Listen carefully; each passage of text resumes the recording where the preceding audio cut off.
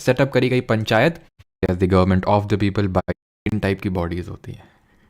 Different body types आज पढ़ने वाले हैं, लेकिन लोकल लेवल पे पढ़ेंगे। बहुत हो गया ऊपर का लेवल, बीच का लेवल, आज सीधे नीचे आएंगे। आज जो है नीचे की बात होगी, क्योंकि आज हम पढ़ेंगे लोकल बॉडीज़ की। आज सीधे हम ग्रास रूट लेवल पे एकदम उतरने वाले हैं, डेमोक्रेसी को ग्रास रूट लेवल पे उतारने वाले हैं। Who said the democracy, who define the democracy as the government of the people by the people and for the people? बताइए जल्दी से। और इंडिया में किस तरह की डेमोक्रेसी एग्जिस्ट करती है, जो कि मैंने आपको प्रीएम्बल चैप्टर में पढ़ाया था? जल्दी से बताइए।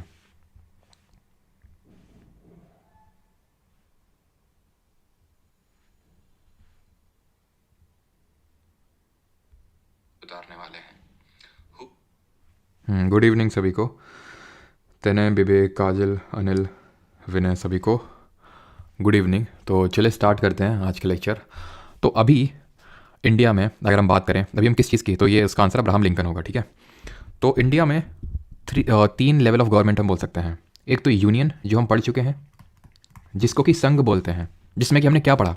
जिसमें कि हमने पढ़ा prime minister, council of minister, ये सब। स्टेट्स में हमने क्या पढ़ा? Chief minister and council of minister वहाँ पे भी था। अच्छा, यूनियन गवर्नमेंट का हेड कौन होता है बताना जरा, और स्टेट गवर्नमेंट का हेड कौन होता है ये बताना जरा।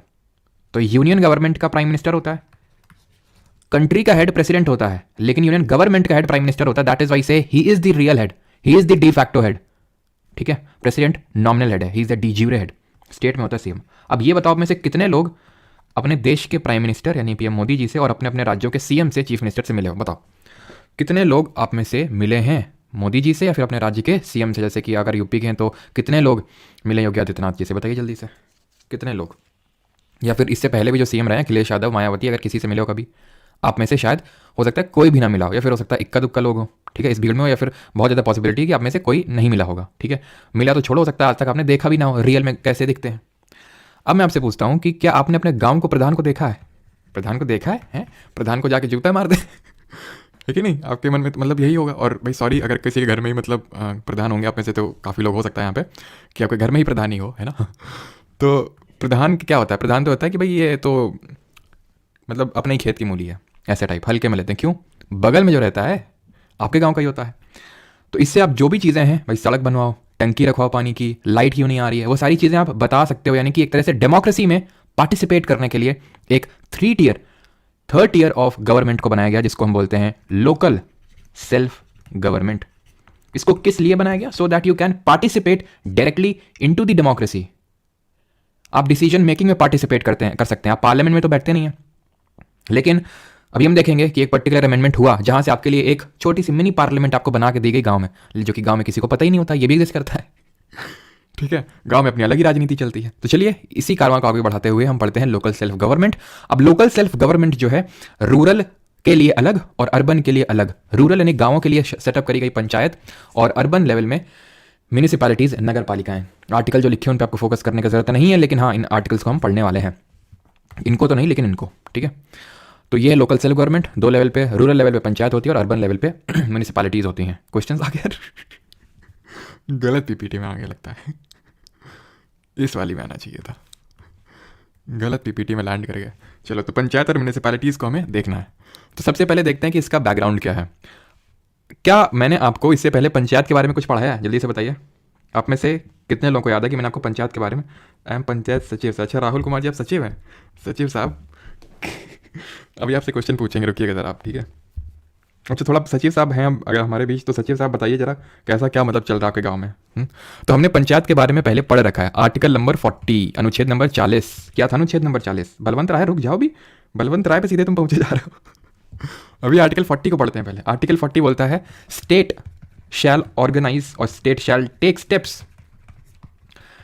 Steps to organise village panchayat. यानी कि जो स्टेट है, स्टेट क्या है? आर्टिकल नंबर 36 में जो डिफाइंड है फॉर द डीपीएसपी, तो उसको स्टेप्स लेने हैं टू ऑर्गेनाइज विलेज पंचायत। गांव लेवल पे पंचायत एक्स्टैब्लिश करनी है, और उनको एंड पूरा अगर मैं बात करूं तो है कि and endow them with such powers and authority as may be necessary to enable them to function as units of self government. यानी इनको पावर भी देनी है।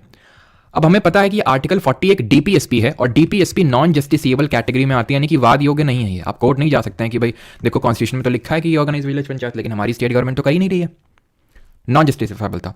इसीलिए काफ़ी सारी कमिटीज़ बनाई गई इसको लेकर कि भाई क्या कैसा होना चाहिए, सारी चीज़ें करी गई। ठीक है, तो तब तक ये था कि भाई जिसका मन आया सो पंचायत को सेटअप कर लिया, जिसका मन नहीं आया तो नहीं किया। इस तरह से चीज़ें चल रही थी।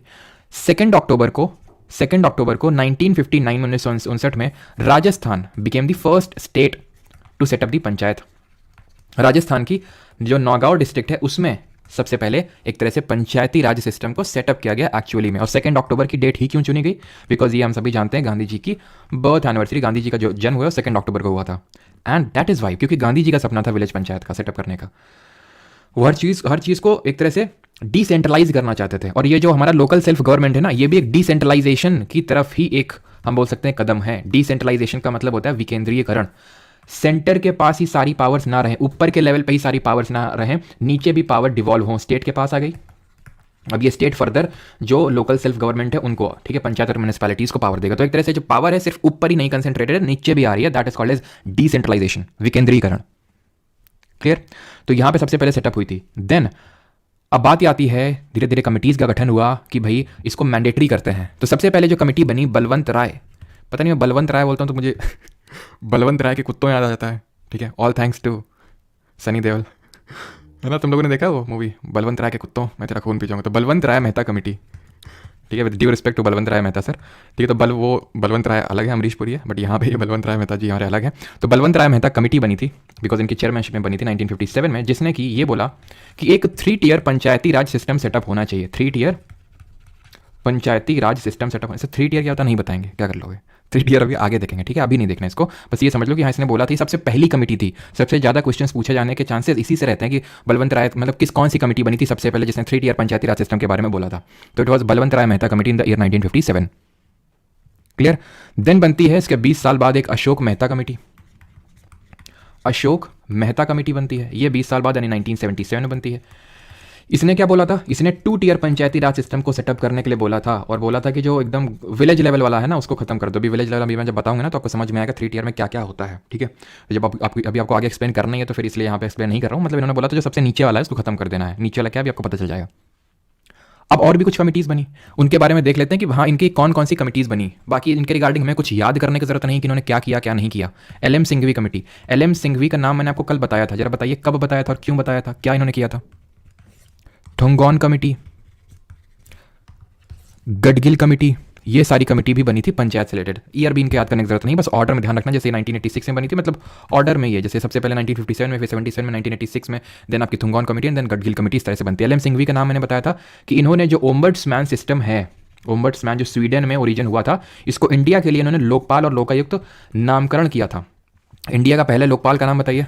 ठीक है, तो हमने देखा था लोकपाल एंड लोकायुक्त जो एक्ट आया था 2013 में, तो लोकपाल और लोकायुक्त एक्चुअल में जो नाम रखा था LM सिंघवी जी ने। और जो एडमिनिस्ट्रेटिव रिफॉर्म कमीशन जो रिपोर्ट थी, ARC रिपोर्ट 1960 की, उसने सबसे पहले बात कही थी लोकपाल और लोकायुक्त को सेटअप करने की। The first Lokpal was Pinaki Chandra Ghosh, पेशी घोष। ठीक है, अब हुआ क्या?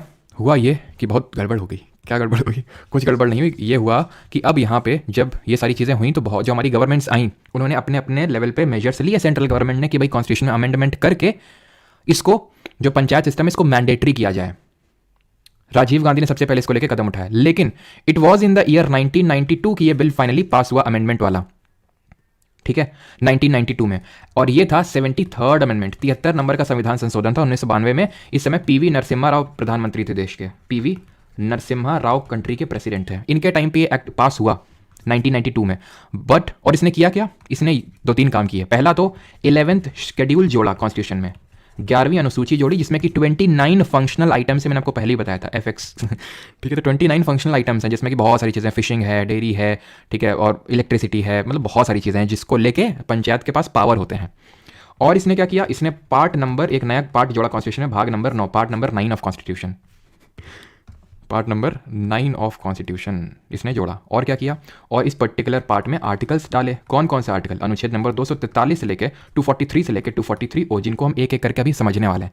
देखिए, पंचायत और म्यूनिसिपैलिटी में अगर पंचायत ये इतना इंपॉर्टेंट है तो म्यूनिसिपैलिटी इतना इंपॉर्टेंट है। समझ रहे हैं आप? तो कितना इंपॉर्टेंट है पंचायत और कितना अनइंपॉर्टेंट है म्यूनिसिपैलिटी। तो पंचायत में जरा ध्यान से एकदम गौर फरमा के सुनिएगा चीज़ों को। अब ये हो गया तो क्या हो गया? अब बहुत बड़ा चेंज हो गया। अब चेंज ये हो गया कि नाउ पंचायत एक जस्टिसेबल कैटेगरी में आ गया। अब ये जो है पंचायत सेटअप करना जस्टिसेबल कैटेगरी में आ गया, यानी कि अभी तक आर्टिकल 40 में नॉन जस्टिसेबल था, सेटअप करिए ना करिए कोई आपके ऊपर, ठीक है, नहीं कर रहा है, लेकिन अब किया जाएगा क्योंकि अब जस्टिसेबल कैटेगरी में आ गया है 73rd अमेंडमेंट के अकॉर्डिंग। और इसलिए अब, और इसको इंप्लीमेंट कब किया गया, 1992 में तो ये अमेंडमेंट आया, लेकिन 24 अप्रैल 1993 को ये एक्चुअल में ग्राउंड लेवल पे उतर के आया। इसीलिए 24 अप्रैल को हम क्या मनाते हैं, जल्दी से बताइए। इसी दिन हम मनाते हैं पंचायती राज दिवस, पंचायती राज डे। और नेशनल वोटर्स डे हम कब मनाते हैं और क्यों मनाते हैं, तो पंचायती राज दिवस हम 24 अप्रैल को इसीलिए मनाते हैं बिकॉज 73rd अमेंडमेंट इसी दिन एक तरह से लागू हुआ था।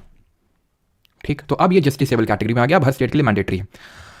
तो इसने 243 से लेकर 243 ओ आर्टिकल ऐड किए जिनको हम पढ़ने वाले हैं। ठीक है, और हाँ टिरिक भी बताएंगे, तो टिरिक पे फोकस मत करना, पहले जो यहाँ पे चीज़ें लिखी हुई हैं उसको ध्यान से समझने की कोशिश करना। ठीक है, 25 जनवरी को मनाते हैं नेशनल वोटर्स डे, क्योंकि election commission of India setup हुआ था। बिल्कुल सही बात है। चलो तो आगे बढ़ते हैं। तो सबसे पहले 243 में क्या मेंशन्ड है, अनुच्छेद 243 में इसकी डेफिनेशन मेंशन्ड है, किसकी, ग्राम सभा की। और भाई वैसे मैं बोलता नहीं हूँ, लेकिन अब है ना, लाइक वाइक कर दिया करो अगर मन हुआ करे तो, मतलब क्या इंसान बोले ना तो उसका फ़ायदा उठाओगे तुम लोग, क्यों। तो आते हैं सबसे पहले 243 में क्या है। तो 243 mentions about Gram Sabha, which means a body consisting of persons registered in the electoral rolls relating to a village comprised within the area of the panchayat at the village level. मतलब क्या है, मतलब ये है कि ग्राम सभा नाम की एक बॉडी बनेगी, एक शरीर बनेगा। ग्राम सभा नाम की मतलब एक तरह से बोल सकते हैं बॉडी बनेगी, जिसमें कि कौन होगा, जिसमें कि सभी रजिस्टर्ड जो लोग हैं इलेक्टोरल रोल में वो लोग होंगे, यानी कि वो सभी 18+, जिनकी उम्र 18 हो गई है, जिनका इलेक्टोरल रोल में नाम है, गांव के जितने भी लोग हैं जो 18+ हो गए हैं और वोटर लिस्ट में नाम है तो वोट दे सकते हैं, वो सब इस ग्राम सभा का हिस्सा होंगे, जो कि एकदम ग्रास रूट लेवल पे रहेगी। अब इसका काम क्या है ना, धीरे धीरे धीरे जब हम आगे बढ़ेंगे तब आपको समझ में आएगा ग्राम सभा का काम क्या है, ग्राम सभा है क्या चीज़, तब ज़्यादा क्लियर अंडरस्टैंडिंग होगी। अभी आगे बढ़ते हैं। 243A में अभी आ गए, इसमें क्या लिखा हुआ है, सब चीज़ें आर्टिकल 243 में ही है। जैसे कि सारी फंडामेंटल ड्यूटीज़ आर्टिकल 51 में है, उसी तरह सारे जितने हमारे आर्टिकल्स रिलेटेड टू पंचायत हैं सारे 243 में, A B C D, अब सब क्लॉज नहीं करना है हमें यहाँ पे। A Gram Sabha may exercise such powers and perform such functions at the village level as the legislature of a state may by law provide। यानी कि यहाँ पे ग्राम सभा के फंक्शंस के बारे में लिखा हुआ है, वहाँ पे उसको डिफाइन किया गया था ग्राम सभा है क्या, यहाँ पे उसको फंक्शंस की वो फंक्शंस परफॉर्म करेगा जो वहाँ का स्टेट का लेजिस्लेचर, राज्य का विधानमंडल उसको पावर देगा, वो फंक्शंस को परफॉर्म करेगा। और एक चीज़ हमेशा ध्यान रखना कि पंचायत से रिलेटेड कोई भी चीज़ हो या फिर म्यूनिसिपैलिटी से भी अगर कोई भी चीज़ अगर आपसे पूछे तो उसमें पार्लियामेंट देगा आपको ऑप्शन में, क्योंकि मैंने जब CGL मेन से पहले क्वेश्चंस करवाए थे निट वाले, तो वहाँ पे हम लोगों ने काफ़ी सारे क्वेश्चंस देखे थे। तो इस तरह से हमने देखा था कि किस तरह से वहाँ पार्लियामेंट दे रहा था पंचायत के साथ, लेकिन लोकल गवर्नमेंट के केस में स्टेट लेजिस्लेचर होता है वो। क्यों, क्योंकि ये local self government is a state list का सब्जेक्ट। याद करिए शेड्यूल नंबर 7 जहाँ पे 3 तरह के लिस्ट हैं, यूनियन, स्टेट और कॉन्करेंट, उसमें जो स्टेट लिस्ट है उसका सब्जेक्ट है लोकल सेल्फ गवर्नमेंट। तो इसलिए स्टेट लेजिस्लेचर इसको लेकर लॉ बनाएगा, ना कि पार्लियामेंट। ठीक, अब आते हैं 243B में। There shall be constituted in every state panchayat at the village, intermediate and district level in accordance with the provisions of this part। यही है 3-tier पंचायती राज सिस्टम, त्रिस्तरीय, ग्राम स्तरीय, मध्यवर्ती और जिला स्तर। अब समझिए इस पूरे ट्राइंगल पिरामिड को। तो सबसे निचले लेवल पे होगा ग्राम पंचायत, विलेज लेवल पे, ब्लॉक लेवल पे पंचायत समिति, जिला परिषद होगा डिस्ट्रिक्ट लेवल पे। क्या होता है वो समझो। देखो ग्राम सभा तो आप समझ गए, इनमें तीनों में से ग्राम सभा कोई नहीं है। ग्राम सभा है 18+ जितने लोग हैं, ठीक है, जितने लोग हैं जिनका इलेक्टोरल रोल में नाम है वो ग्राम सभा में होते हैं। ग्राम सभा की मीटिंग्स वगैरह होती हैं जो गांव में नहीं होती हैं यूजुअली, ठीक है, क्योंकि जब मैंने नया इसको पढ़ा था तो मैंने अपने गांव में थोड़ा सा इसको टेस्ट करना चाहा कि भाई पूछा क्या कैसे, ठीक है, तो काफ़ी मतलब मुझे, खैर उस चीज़ को छोड़िए। तो अब यहाँ पे अगर हम बात करें कि ये क्या है 3 जो टीयर्स होते हैं, ऐसे समझिए ये कोई एक जिला है, ये कोई डिस्ट्रिक्ट है, ठीक। यहाँ पे बहुत सारे गांव होंगे ऐसे छोटे छोटे छोटे छोटे मोटे छोटे मोटे छोटे, ठीक है, तो ऐसे हमारे गांव होंगे काफ़ी सारे, ठीक। अब इसको चाहे आप टॉप डाउन अप्रोच से समझ लीजिए या फिर बॉटम अप अप्रोच से समझ लीजिए। बॉटम अप से इससे मेरा मतलब है जैसे ये विलेज है तो हर विलेज में छोटा छोटा पंचायत बनेगा जिसको बोलेंगे ग्राम पंचायत। यहाँ क्या बनेगा, ग्राम पंचायत, ग्राम पंचायत, ग्राम पंचायत, ग्राम पंचायत, हर विलेज की ग्राम पंचायत होगी, ठीक। और ऊपर बढ़िया पंचायत समिति है, यानी कि इनको हमने मर्ज कर दिया, ठीक है, कुछ ग्राम पंचायत को बना दिया पंचायत समिति, इनको मर्ज कर दिया बना दिया एक पंचायत समिति, इनको मर्ज कर दिया पंचायत समिति बना दिया, इनको मर्ज कर दिया एक पंचायत समिति बना दी। ये सारे मर्ज होकर मिल जाएंगे डिस्ट्रिक्ट लेवल पे जिला परिषद। ये तो हो गया bottom up approach. Top down से समझना चाहते हो तो समझ लीजिए एक डिस्ट्रिक्ट है, जिला है, इसमें कुछ होंगी सर्टेन यूनिट्स जिनको पंचायत समिति बोलेंगे, जिसमें कि कुछ विलेजेस होंगे, और यहाँ पे विलेजेस जो होंगे उन विलेजेस में होगी ग्राम पंचायत, सिंपल, ठीक है। तो इसको बोलते हैं विलेज लेवल, इसको बोलते हैं इंटरमीडिएट लेवल और इसको बोलते हैं डिस्ट्रिक्ट लेवल, ठीक है। विलेज बस नाम अलग है कि विलेज लेवल पे इसको ग्राम पंचायत बोल देते हैं, ब्लॉक लेवल पे इंटरमीडिएट लेवल पे पंचायत समिति बोल देते हैं, और इसको डिस्ट्रिक्ट लेवल पे जिला परिषद बोल देते हैं। ये चीज़ आपको क्लियर होनी चाहिए। अब कहीं कहीं पे कुछ राज्यों में इसके नाम अलग हैं, कुछ और नाम भी हो सकते हैं, तो वो मैटर नहीं करते हैं, बट आपको पता होना चाहिए कि बेसिकली इनको बोलते क्या है इन जनरल, ठीक है। लेकिन इसमें एक एक्सेप्शन है, एक अपवाद है। व्हाट इज दिस अपवाद, what is this exception? Exception ये है कि जिस भी स्टेट की पॉपुलेशन, जनसंख्या जो है वो 2 मिलियन से कम है, 2 मिलियन से 2 मिलियन का मतलब क्या होता है जरा बताओ, कम है, तो वहां पे 3 टियर सेटअप करना मैंडेटरी नहीं है। 3 tier panchayati raj system is not mandatory. Panchayati raj system is not mandatory, जरूरी नहीं है। क्यों भाई? क्योंकि पॉपुलेशन कम है। तो किसको हटा दें फिर? ये वाला हट जाएगा। उस केस में मतलब जहां 20 लाख से पॉपुलेशन कम है तो इंटरमीडिएट वाला हटाया जा सकता है, वो वहां का स्टेट लेजिस्लेचर खुद डिटरमाइन कर ले अपने से, जो उसको अच्छा लगे वो करे। हो कहीं अगर 2 मिलियन से कम है फिर भी 3 टियर रखना चाहते हो रख लो, लेकिन मैंडेटरी नहीं। अगर हटाना चाहते हो तो इसको इंटरमीडिएट को हटा सकते हो। ठीक, अब आते हैं आर्टिकल 243C में। सी से कॉम्पोजिशन ऑफ पंचायत, मतलब पंचायत का गठन किस तरीके से किया जाएगा। तो all the seats in the panchayat shall be filled by a person chosen by the direct elections. जितनी भी सीट्स हैं पंचायत की वो डायरेक्ट इलेक्शन से भरी जाएंगी। 2 तरह की सीट होती है, एक जनरल सीट होती है और एक चेयरपर्सन की होती है, अध्यक्ष की होती है। तो अध्यक्ष जो है इंटरमीडिएट लेवल पे, ठीक है, इंटरमीडिएट लेवल पे और डिस्ट्रिक्ट लेवल पे, यानी बीच वाले लेवल और टॉप वाले लेवल पे इनडायरेक्टली चुना जाएगा, अप्रत्यक्ष रूप से चुना जाएगा। लेकिन विलेज वाला डायरेक्ट भी हो सकता है, इनडायरेक्ट भी हो सकता है। मतलब मेरे कहने का ये है, ये दोनों इनडायरेक्ट ही चुने जाएंगे, इट इज मस्ट। और ये डायरेक्ट भी हो सकता है, इनडायरेक्ट भी हो सकता है। कौन डिटरमाइन करेगा? अगेन हर चीज डिटरमाइन करने का काम स्टेट का लेजिस्लेचर का है, राज्य के विधानमंडल का है, पार्लियामेंट नहीं करेगा यहाँ पे कुछ। ठीक है, तो जितनी भी सीट्स हैं जो नॉर्मल वाली, तो जो लोग ग्राम सभा के जो लोग होते हैं, जो इनको बोल सकते हैं, जो अभी मैंने बताया था ग्राम सभा, वो लोग चुनते हैं। आप लोग वोट डालते हैं ना डायरेक्टली गांव के प्रधान के लिए, और फिर जो चेयरपर्सन ऊपर लेवल पे होता है वो प्रधान लोग चुनते हैं फिर। ठीक है, ऐसे नगर पालिकाओं में होता है। तो ये है इसका मतलब। क्लियर? 243C में कि किस तरह से सीट भरी जाएंगे, तो मैं फिर से ऐसे बताता हूँ कि एक तो जनरल लेवल के इलेक्शंस होते हैं जो डायरेक्टली होते हैं, जहाँ पे ये सरपंच चुने जाते हैं, ठीक है, प्रत्यक्ष चुनाव होते हैं। और एक होते हैं चेयरपर्सन के लिए चुनाव, इसके अध्यक्ष के लिए चुनाव, ये इनडायरेक्टली होते हैं। कहाँ पे? 3 टियर मैंने बताए थे, तो 3 टियर में इनडायरेक्टली होते हैं ये, इंटरमीडिएट लेवल पे और डिस्ट्रिक्ट लेवल पे। विलेज लेवल पे अगर मैं बात करूं तो वो डायरेक्ट भी हो सकता है, इनडायरेक्ट भी हो सकता है, यानी प्रत्यक्ष भी हो सकता है, अप्रत्यक्ष भी हो सकता है, वो वहां का स्टेट लेजिस्लेचर डिटरमाइन करेगा। अब आते हैं आर्टिकल नंबर 243D। ठीक, ये बात करता है रिजर्वेशन ऑफ सीट्स। अभी सिर्फ आपको फोकस करना है जो मैं बता रहा हूँ, इस आर्टिकल पे फोकस करने की जरूरत नहीं, जैसे मैंने बताया अभी मैं आपको याद करवा दूंगा, सारे याद हो जाएंगे। ठीक है, तो रिजर्वेशन 2 लोगों के लिए, एक तो SCs एंड STs के लिए, SC ST तो यहाँ पे लिखा हुआ है, SCs और STs के लिए और विमेन के लिए। ठीक है, SC और ST और यहाँ पे विमेन के लिए रिजर्वेशन। SC ST की अगर बात करें तो इनको इनकी पॉपुलेशन के प्रपोर्शन में, जनसंख्या के हिसाब से रिजर्वेशन मिलेगा SC ST को। और अगर बात करें विमेन को, इनका फिक्स कर दिया, 1/3 जो सीट है ना वो विमेन के लिए रिजर्व रहेंगी। साथ ही साथ जो चेयरमैन पद में भी जो सीटें हैं वो भी विमेन के लिए रिजर्व रहेंगी। यहाँ पे चेयरमैन के लिए एज सच मैंडेटरी नहीं है, वो वहाँ का स्टेट लेजिस्लेचर डिटरमाइन कर सकता है, राज्य का विधानमंडल, कि भाई चेयरमैन लेवल पे SC ST को रिजर्वेशन देना है नहीं देना है। लेकिन यहाँ पे 1/3 रिजर्व्ड हैं, जनरल भी और चेयरमैन लेवल पे भी। क्लियर? यहाँ तक किसी कोई डाउट तो नहीं है? 243D सीटों का आरक्षण बिल्कुल सलमान खान, बिल्कुल सही है। चलिए तो आगे बढ़े। अभी 243D हो गया, 243D थर्ड है ये। Officers of chairperson of panchayat वही सेम है। ठीक है, of the scheduled caste, scheduled tribes and women in such a manner as the legislature of a state में बाई लॉ प्रोवाइड, यानी कि जो चेयरमैन लेवल पे है वो वहाँ का स्टेट लेजिस्लेचर डिटरमाइन कर सकता है कि भाई किस हिसाब से रिजर्वेशन देना है नहीं देना है। ठीक, अब आ जाते हैं 243E में। ई बात करता है ड्यूरेशन ऑफ पंचायत, कि इनका अवधि कितनी होगी, कार्यकाल कितना होगा पंचायत का। तो उतना ही होता है जितना लोकसभा या फिर लेजिस्लेटिव असेंबली का होता है। यानी every panchayat unless sooner dissolved under any law for the time being in force shall continue for 5 years from the date appointed for its first meeting and no longer. यानी कि मान लो कि आज 1 जनवरी 2024 को एक पंचायत बैठती है तो ये 1 जनवरी 2029 तक चलेगी, अनलेस डिसॉल्व्ड अर्लियर। अगर जल्दी डिसॉल्व नहीं कर दिया, अगर जल्दी इसको घोल नहीं दिया गया तो। अब कौन घोलता है इसको पानी में डाल के? लोकसभा को कौन घोलता था? राष्ट्रपति। यहाँ पे आपको लगेगा हो राज्यपाल घोलेंगे, नहीं नहीं नहीं, राज्यपाल नहीं घोलेंगे। आगे जो जिला परिषद होता है, जो सबसे टॉप लेवल वाला भी देखा था टियर, तो वो घोलता है इसको। और अगर घोल दिया तो फिर क्या होगा? 2 केसेस होंगे। पहले ये देखा जाएगा, 2 चीज़ मतलब ये चीज़ देखी जाएगी कि इसका टाइम पीरियड जो घोला गया है, मतलब डिसॉल्व किया गया है, तो इसके कितना टाइम बाकी था। अगर 6 महीने से कम का टाइम बाकी था, ठीक है, 6 महीने से कम का टाइम बाकी था तो इलेक्शन करवाना मैंडेटरी नहीं है। और लेकिन अगर 6 महीने से ज़्यादा का टाइम बाकी था, मोर देन 6 months, तो इलेक्शन आप करवाइए।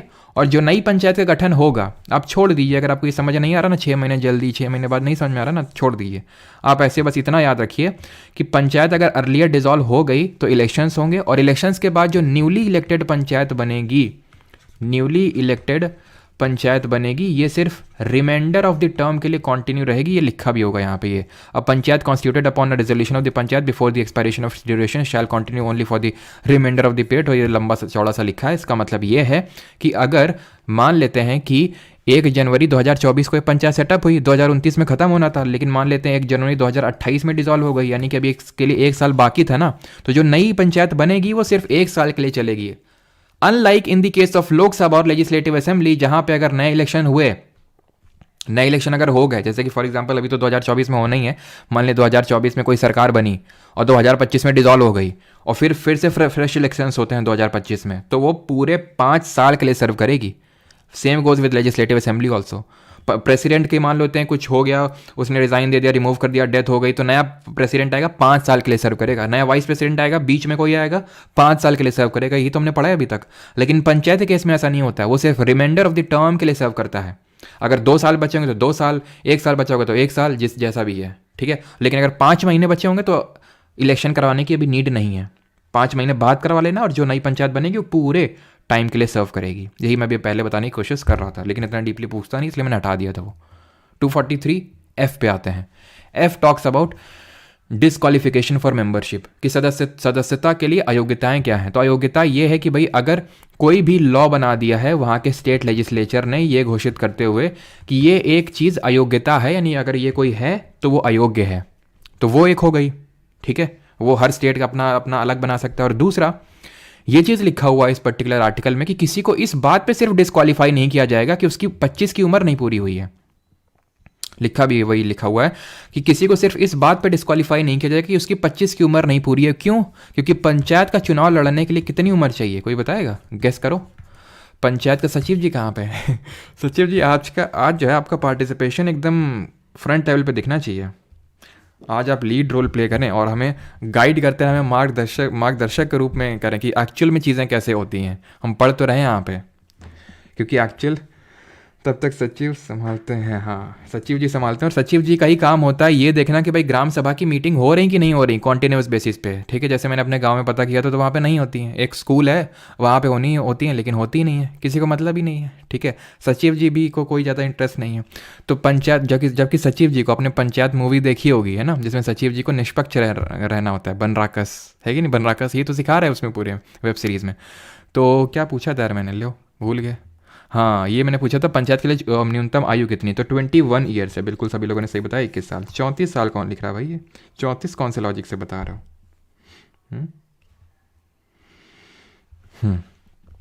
ठीक है, तो 21 ईयर्स होता है मिनिमम एज। तो किसी को इस बात पे डिस्क्वालीफाई नहीं किया जा सकता कि उसकी 25 की नहीं हुई है एज। जरा बताइए 25 एज कहाँ पे रिक्वायर्ड होती है? 25 साल।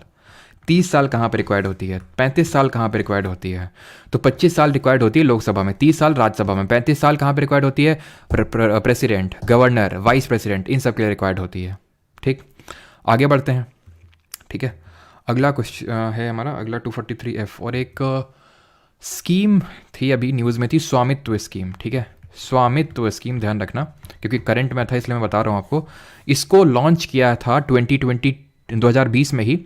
ये मत सोचना कि 2020 के बाद में कुछ बोलूँगा, 2020 में ही लॉन्च हुई थी। मिनिस्ट्री ऑफ पंचायती राज ने इसको लॉन्च किया था 24 अप्रैल को ही।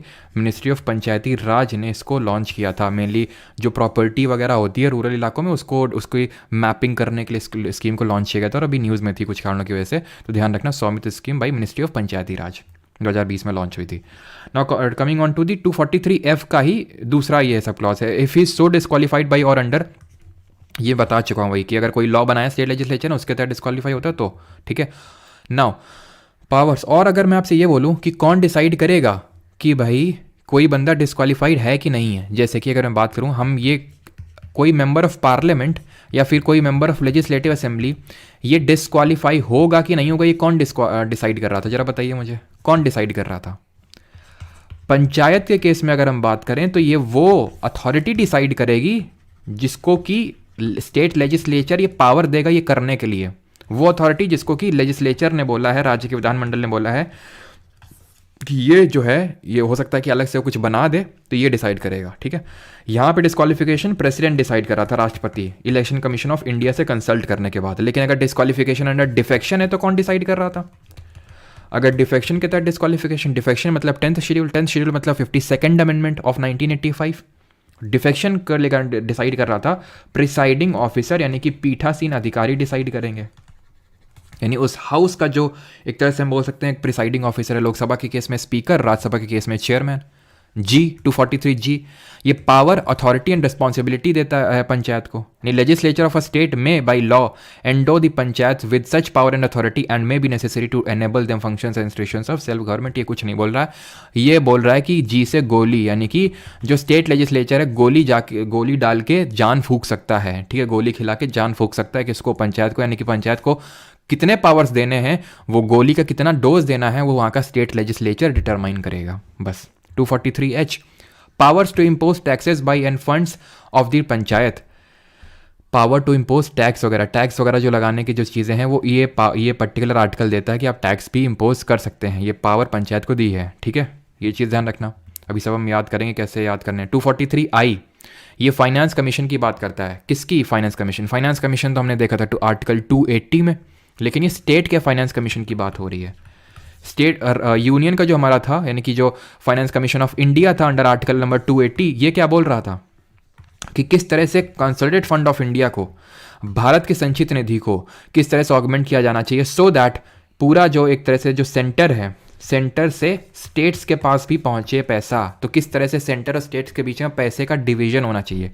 अब जो यहाँ का फाइनेंस कमीशन है, यानी कि राज्य का जो फाइनेंस कमीशन है, आई हटा लीजिए यहाँ से, बिकॉज यहाँ पे हम स्टेट के फाइनेंस कमीशन की बात कर रहे हैं अंडर आर्टिकल नंबर 243I, जो ये बोलेगा कि भाई जो स्टेट का कंसोलिडेटेड फंड है उसको किस तरह से वो किया जाना चाहिए, सो दैट लोकल जो बॉडीज़ हैं, जो हमारे पंचायत हैं यहाँ पे, क्योंकि हम पंचायत के बारे में पढ़ रहे हैं, म्यूनिसिपैलिटी का एक अलग से वहाँ पे फाइनेंस कमीशन को लेके एक आर्टिकल है, फाइनेंस कमीशन सेम ही है, ठीक है।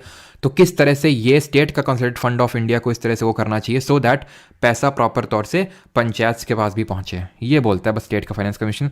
पढ़ना है तो पढ़ सकते हैं, नहीं तो कोई ज़रूरी नहीं है, बस हमें ये पता होना चाहिए आपके एसएससी एग्जाम के लिए इतना सफिशिएंट है जो मैंने यहाँ पे चीज़ें बताई, और कि क्या आर्टिकल में फाइनेंस कमीशन स्टेट का दिया हुआ है। 243J ये बात करता है audit of account of panchayat, इनकी ऑडिटिंग सेंटर लेवल पे कौन कर रहा था? सेंटर और स्टेट की। भाई कैग कर रहा था कंट्रोलर एंड ऑडिटर जनरल। कौन सा आर्टिकल था और कौन सा चैप्टर था यूनियन का, जल्दी से बताइए। लेकिन यहाँ पे पंचायत के लिए कौन करेगा? यहाँ पे आर्टिकल 243J के तहत यहाँ पे ऑडिटिंग करेगा, और वो जो अथॉरिटी है वो स्टेट लेजिस्लेचर अगेन डिटरमाइन कर सकती है कि कौन करेगा। कैग की अगर बात करें तो अंडर आर्टिकल 148 अनुच्छेद number 148 it is a single membered body. पहले थे हमारे वी नारायण राव, अभी है गिरीश चंद्र मुर्मू।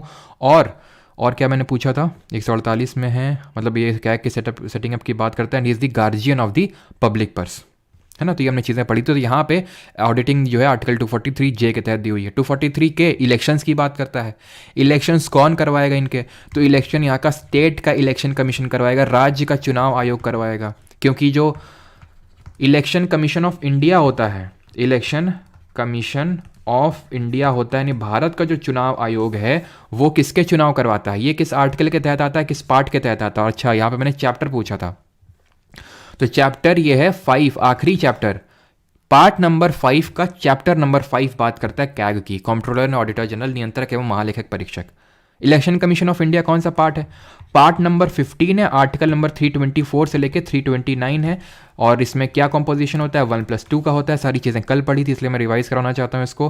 कौन है? हमारे राजीव कुमार है chief election commissioner of India. And ये बताइए मल्टी मेंबर्ड बॉडी कब बनी थी? और 25 जनवरी 1950 को सेटअप हुआ था, इसलिए हम 25 जनवरी को नेशनल वोटर्स डे मनाते हैं, ठीक है। And matter is decided by majority, अगर कुछ ऐसा बात हो जाता है तो, ठीक है। अपॉइंटमेंट प्रेसिडेंट करता है। रिमूवल किस तरह से होता है? रिमूवल सेम है सुप्रीम कोर्ट के जज की तरह होता है। और यहाँ पे अगर हम बात करें इलेक्शन कमीशन ऑफ इंडिया की, तो ये क्या मैंने पूछा था, क्या पूछा था, बहुत जल्दी भूल जाते हैं यार। हाँ, पहले तो चीफ इलेक्शन कमिश्नर, हाँ, कब मल्टी मेंबर बॉडी बनी थी? तो 1989 में, और पहले चीफ इलेक्शन कमिश्नर कौन थे? सुकुमार सेन थे, ठीक है। तो ये सारी चीज़ें हमने कल पढ़ी थी। तो हमने ये पढ़ा था कि ये किस किस के इलेक्शन कराता है। आर्टिकल में 243 में लिखा हुआ है कि भाई ये राष्ट्रपति के इलेक्शन करवाएगा, उपराष्ट्रपति के इलेक्शन करवाएगा, लोकसभा के करवाएगा, राज्यसभा के करवाएगा। इन सब के चुनाव करवाने का काम होते हैं किसके? इलेक्शन कमीशन ऑफ इंडिया के। लेकिन ये लेजिस्लेटिव असेंबली और लेजिस्लेटिव काउंसिल के भी इलेक्शन करवाता है, यानी विधानसभा और विधान परिषद। ये मत समझिएगा कि इनके चुनाव राज्य का चुनाव आयोग करवाएगा, क्योंकि ये राज्य का विधानसभा है, राज्य का विधान परिषद है ना, इलेक्शन कमीशन ऑफ इंडिया करवाएगा।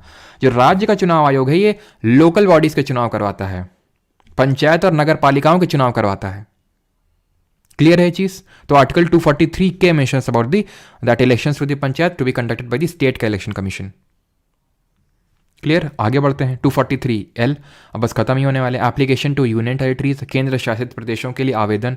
आवेदन इन द सेंस, आवेदन तो नहीं बोलेंगे इसको, मतलब एप्लीकेशन को आवेदन कर दिया। एप्लीकेशन मतलब अप्लाई करने के सेंस में हो रहा है कि केंद्र शासित प्रदेशों में ऐसे ज्यों के त्यों अप्लाई नहीं हो जाएंगे, विद सर्टेन मॉडिफिकेशंस अप्लाई होंगे, विद सर्टेन मॉडिफिकेशंस, बिकॉज वहाँ की नीड अलग है, with certain modifications as may be determined may be determined by not the state legislature but by the president of India। जैसे कि राष्ट्रपति बोल सकते हैं, राष्ट्रपति महामहिम जो बोलेंगे उन मॉडिफिकेशंस के साथ अप्लाई होगा। ठीक है, ये चीज़ ध्यान रखना है। President is the key word है। 243M part not to apply to certain areas. इसका मतलब क्या है? इसका मतलब ये है कि कुछ ऐसे हमारे एरियाज हैं जहाँ पे ये अप्लाई नहीं होगा। जैसे कि अगर हम बात करें तो यानी कि जो पार्ट 9 के प्रोविजंस उनकी बात हो रही है, जैसे कि नागालैंड, मेघालय, ठीक है, मिजोरम, यहां पे अप्लाई नहीं होंगे। प्लस जो हिली एरियाज हैं, hilly areas of Manipur, hilly areas of Manipur, हिली ट्रैक्ट्स ऑफ असम, ठीक है, हिली ट्रैक्ट्स ऑफ असम, यहां पे ये अप्लाई नहीं होंगे provisions of part number 9 that is panchayat, क्योंकि यहाँ पे जो है थोड़ी सी मामला गर्म है। क्यों? क्योंकि यहाँ पे ट्राइबल कम्युनिटी रहती है मोस्टली, तो उनके लिए अलग से अभी हम देखेंगे एक एक्ट आया था। ठीक है, वो कौन सा एक्ट था, बट ये हमारा देख लेते हैं आर्टिकल 243N जो बात करता है continuance of existing laws and panchayat. Important बिल्कुल नहीं है, समझा देता हूं मैं आपको। मतलब ये है कि पंचायत का गठन होने से पहले, हमारे कॉन्स्टिट्यूशन के पहले अगर पंचायत को लेके कुछ भी चीज़ें चल रही थी वो कॉन्टिन्यू रहेंगी अनलेस कि वहाँ का स्टेट लेजिस्लेचर उस चीज़ को रिपील कर दे। समझे आप? पंचायत अगर मैं इंडिया में बात करूं, सबसे पहले लोकल सेल्फ गवर्नमेंट 1882 में सेटअप हुई थी, रिपन के टाइम पे। रिपन हम लोगों ने पढ़ा था हिस्ट्री में, he was the voice Roy of India, जिसको कि हम father of local self government बोलते हैं, इसीलिए क्योंकि इन्हीं के टाइम पे सबसे पहली एक तरह से लोकल सेल्फ गवर्नमेंट स्टैब्लिश हुई थी। तो तब से चली आ रही थी। तो उससे पहले, कॉन्स्टिट्यूशन के पहले बनने से पहले, लागू होने से पहले अगर कोई भी प्रोविजंस चले आ रहे हैं तो कंटिन्यू रहेंगे unless and until they are repealed by the state legislature. And the last article pertaining to the panchayat is bar to interference by courts in electoral matters. यही सेम चीज हमने किसी आर्टिकल में पढ़ी थी, अगर आप रिकॉल कर सकते हैं। दैट वाज आर्टिकल नंबर 82 जो बात करता है डिलिमिटेशन कमीशन के सेटअप करने के, परिसीमन आयोग, कि वो किस तरह से कॉन्स्टिट्यूएंसीज बांटेगा और वो इलेक्टोरल रोल बनाएगा। उसमें कोर्ट इंटरफेयर नहीं कर सकता, क्वेश्चन नहीं हो कर सकता है कोर्ट। सेम यहाँ पे भी है कि यहाँ पे कोर्ट इंटरफेयर नहीं कर सकता इलेक्टोरल मैटर्स में, जो काम यहाँ पे स्टेट इलेक्शन कमीशन का भी है एक तरह से। अब आते हैं पेसा एक्ट पे, और फिर किसी का कोई डाउट होगा तो पूछ लेगा। पेसा है stands for panchayat extension to scheduled areas. यहाँ पे मैं लिख देता हूँ, panchayat extension to scheduled areas act of 1996। 1996 में एक एक्ट लाया गया जिसमें कि पार्ट नंबर 9 के प्रोविजंस को विद सर्टेन मॉडिफिकेशंस अप्लाई किया गया शेड्यूल्ड एरियाज में। शेड्यूल नंबर 5 याद आ रहा है आपको? टीयर्स ऑफ ओल्ड पीएम में TEARS, 5वां एस, यहाँ पे शेड्यूल्ड एरिया ही तो था। तो जो भी हमारे शेड्यूल्ड एरिया हैं वहां पे part number 9 that is panchayat के जो प्रोविजंस हैं उनको एक्सटेंड करने के लिए इसको लाया गया था, क्योंकि वहां पे ज्यों के त्यों एक्सटेंड नहीं किए जा सकते थे, अप्लाई नहीं किया जा सकता था, बिकॉज वहां पे रहती है मोस्टली ट्राइबल कम्युनिटी। उनके खुद के कंसर्न्स होते हैं, उनके खुद का कस्टम्स होते हैं, उनके खुद के एक तरह से रीति रिवाज होता है, तो उसको बिना इफेक्ट करते हुए इन पार्ट नंबर 9 के प्रोविजंस को अप्लाई करना था, सो दैट हम इसको अप्लाई भी कर दें पंचायत भी सेटअप कर दें और वो भी ज़्यादा विरोध ना करें, बिकॉज हमें पता है कुछ भी काम होता है नॉर्थ ईस्ट और इन इलाकों में तो विरोध बहुत ज़्यादा झेलना पड़ता है, इसीलिए गवर्नमेंट जो है डेवलपमेंटल मेजर्स उतनी आसानी से ले नहीं पाती है वहाँ पे। तो इसलिए इस पर्टिकुलर एक्ट को लाया गया था शेड्यूल्ड एरियाज़ में पार्ट नंबर 9 के प्रोविजंस को अप्लाई करने के लिए विद सर्टेन मॉडिफिकेशंस। तो इससे किया क्या गया कि यहाँ के लोगों को बहुत पावर दी गई, जैसे कि अभी मैंने बताया था, हम लोगों ने पढ़ा था कि चेयरमैन लेवल पे भी रिजर्वेशन हो सकता है वुमेन्स के लिए और SC ST के लिए, वहाँ का स्टेट लेजिस्लेचर डिटरमाइन कर सकता है, जैसे वुमेन के लिए 1/3 और in the proportion of their population for SCs and STs। But यहाँ पे अगर मैं बात करूँ तो all seats of panchayat are reserve for SCs and STs। All seats of panchayat, अब बिकॉज यहाँ पे SC ST का मतलब क्या होता है, ST का मतलब होता है शेड्यूल्ड ट्राइब, ट्राइबल जो लोग हैं, तो यहाँ पे all seats of panchayat are reserve for scheduled tribe, SC भी नहीं है, ठीक है। All seats of panchayat are reserved for STs। तो ये मैंने सिर्फ आपको एक प्रोविजन बताया। वहाँ पे जो फॉरेस्ट प्रोड्यूस है उसमें उन लोगों का बहुत ज़्यादा हक है, यानी गवर्नमेंट उनको एक तरह से बहुत ज़्यादा ऑटोनॉमी दे के रखी है, सो दैट उनका ज़्यादा विरोध ना झेलना पड़े। तो इस पेसा एक्ट के बारे में थोड़ा सा ध्यान रखिएगा 1996 का। किसी कोई डाउट होगा तो पूछ लेगा, देन यहाँ पे मैं समराइज़ कर देता हूँ ये कि याद कैसे रखने, टिडिक क्या होगी इसकी, ठीक है।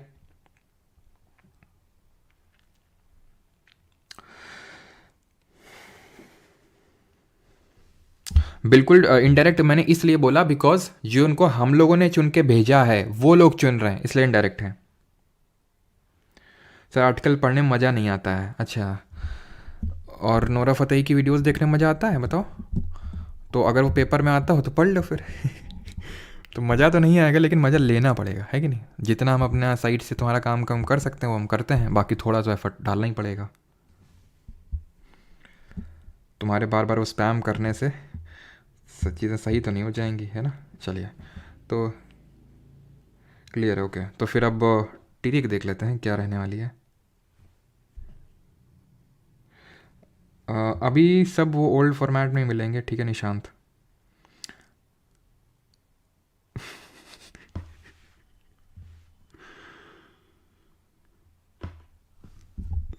भाई नोरा से कौन अच्छी कौन ये मत अजीब ही हो तुम लोग, कुछ भी जरा सा रेफरेंस दे दो, नोरा से अच्छी ये है वो है, क्या चल रहा है सब है। इसी वजह से मैं फिर डाउट लेता नहीं हूँ, कमेंट सेक्शन की तरफ देखता नहीं हूँ, मुझे मतलब पता है कि फालतू के डाउट्स आने वाले हैं, अगर आएंगे भी तो रेलेवेंट एक ही दो रहते हैं बस। खैर तो अब यहाँ पे ट्रिक क्या है, तो देखिए ये A, ये B, C, D, E, F, G, H, I से करके O तक है, ठीक है।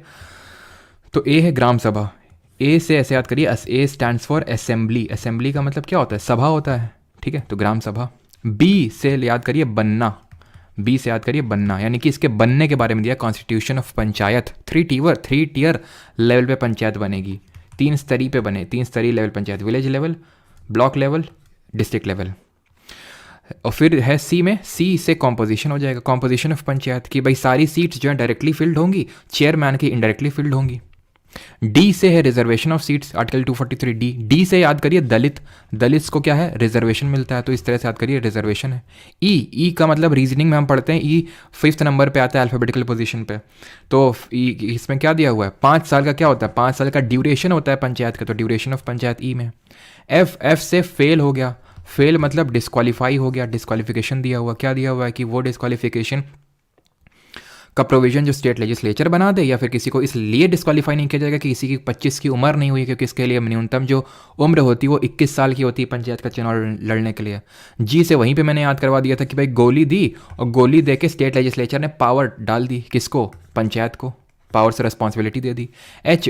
एच से हाउस याद कर लो, हाउस टैक्स यानी कि H बात करता है टैक्स इंपोज करने की। आई स्टैंड्स फॉर इनकम, और जब इनकम हम बात करते हैं तो income and finance are somehow related to each other, तो 243 आई से फाइनेंस कमीशन याद हो जाएगा। जे से याद कर लो जांच को इंग्लिश में क्या बोलते हैं, ऑडिटिंग होगी, यानी जांच होगी कि कितना क्या है। के से इलेक्शन, इसके लिए कोई ट्रिक नहीं, ठीक अब यहीं तक थी ट्रिक, बाकी अगर किसी को बतानी हो अपना बनानी हो तो बता सकते हो, बाकी ये पूछे भी नहीं जाता ज़्यादा, 243 के तक ही पूछा जाता है। इतना मैंने बता दिया है कि अगर मान लो कि ये भी पूछ लेगा नीचे वाले भी, तो आप आराम से ऑप्शन एलिमिनेशन से कर ही सकते हो आराम से। वैसे तो 243L talks about application to union territories, part not to apply to certain area, तो मतलब इंपॉर्टेंट नहीं है, ठीक है। वैसे भी है 243 एंड कॉन्टिन्यूएंस ऑफ एग्जिस्टिंग लॉज इन पंचायत, तो मैंने आपको समझा दिया। 243O कि कोर्ट इंटरफेयर नहीं कर सकता इलेक्टोरल मैटर्स में, court can not interfere in the electoral matters, simple. तो हमारे सारे याद हो गए, ठीक है। और ये इतना इंपॉर्टेंट, ध्यान रखना 243 तक ही आपको याद होने चाहिए। बाकी तो अगर आए कभी नहीं तो आपको पता है हाँ ये चीज़ तो लास्ट में थी, बड़े आसानी से हो जाएगा, कोई दिक्कत नहीं है, ठीक है।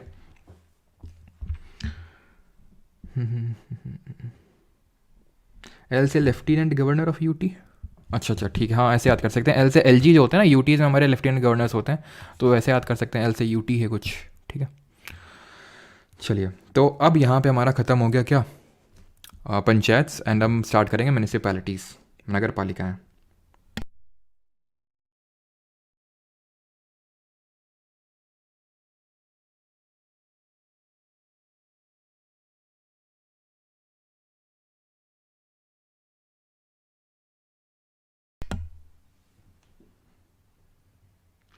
सही, एसएससी जेई के लिए इनफ है, बिल्कुल इनफ है। आप क्वेश्चंस भी अटेम्प्ट कर सकते हो। और अभी मैं कुछ ऐसा प्लान कर रहा हूँ जहाँ पे जितने भी एसएससी जेई वाले हैं, सीपीओ वाले हैं, एमटीएस वाले हैं, स्टेनो वाले हैं, सबको जो है हम कुछ देने वाले हैं भी ठीक है, ताकि जो सबके डाउट रहते हैं किसके लिए सफिशिएंट है, उसके लिए सफिशिएंट है, तो उस सब के डाउट जो हैं रिजॉल्व हो जाएंगे।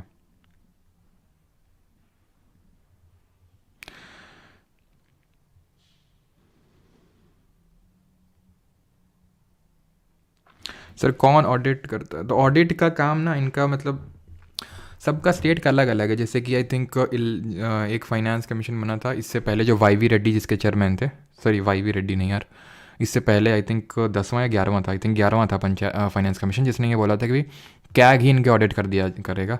अब जनरली स्पीकिंग अभी तो मुझे प्रेजेंटली तो नहीं पता है कौन करता है, लेकिन पहले फाइनेंस कमीशन एक बना था जब मैंने पढ़ा था ठीक है, कि ये कैग किया करेगा, कंट्रोलर एंड ऑडिटर जनरल। हो सकता है अभी चेंज हो गया हो, लेकिन शायद कैग ही होगा, इतना तो खैर पूछेगा नहीं आपसे। चलो, तो अभी आते हैं नगर पालिकाओं पे, म्यूनिसपैलिटीज़ में। मतलब मैंने बताया था ना कि अगर पंचायत इतना इंपॉर्टेंट है तो म्यूनिसपैलिटीज़ इतू से इंपॉर्टेंट है कि नहीं। तो चलिए म्यूनिसपैलिटीज़ करते हैं भाई। नगर पालिकाओं को थोड़ा बहुत जितना रिक्वायर्ड है वो देख लेते हैं, वैसे तो उतना इंपॉर्टेंट है नहीं। यानी ये अर्बन लोकल सेल्फ गवर्नमेंट है, अर्बन लोकल सेल्फ गवर्नमेंट। भाई पंचायत को किस पर्टिकुलर अमेंडमेंट से लाया गया था, 73rd। तो उसी तरह म्यूनिसिपैलिटीज़ को, नगर पालिकाओं को 74th अमेंडमेंट से लाया गया था। ये भी 1992 में हुआ था, एक साथ ही हुआ था ये, ध्यान रखना। पीवी नरसिम्हा राव इसी समय प्राइम मिनिस्टर थे। इसने जोड़ा था 12th शेड्यूल यानी कि 12वीं ने सूची को जोड़ा था, पार्ट नंबर यानी भाग नंबर 9 का को जोड़ा था, पार्ट नंबर 9A को जोड़ा था कॉन्स्टिट्यूशन में, एंड आर्टिकल 243O पे ख़त्म हो गया था ना, 243P से लेके 243ZG तक इसमें दिया हुआ है। आर्टिकल की अगर हम बात करें, अनुच्छेदों की अगर हम बात करें तो ठीक है, 243P से लेके 243ZG तक दिया हुआ है म्यूनिसिपैलिटीज़ यानी नगर पालिकाओं के बारे में। और 12 शेड्यूल में हम बात करें तो 18 फंक्शनल आइटम्स हैं। भाई फंक्शनल आइटम्स क्या होते हैं ये, मतलब कि जिस चीज़ को लेके इन पे पावर चलता है। जैसे कि उन्होंने बताया था फिशरीज़, वहाँ पे गांव में फिशरीज़ वगैरह, एग्रीकल्चर ये सब है। यहाँ पे अपना अलग होगा कि भाई जो नाले का सफाई हो गया और ये सब जो छोटी मोटी इंडस्ट्री हो गई, इन पे इनका एक तरह से कंट्रोल चलता है म्यूनिसिपैलिटीज़ का, तो वो है। तो उसमें 29 हैं 11वें शेड्यूल में, और इसमें 18 फंक्शनल आइटम्स हैं, ठीक। वहाँ 3 टियर पंचायती राज सिस्टम पढ़े थे, और यहाँ पे एक तरह से पहले तो ये पढ़ लेते हैं कि भाई थोड़ा सा इसका बैकग्राउंड की अगर मैं बात करूँ तो सबसे पहले म्यूनिसिपैलिटी को सेटअप किया गया था मद्रास में इन 1688।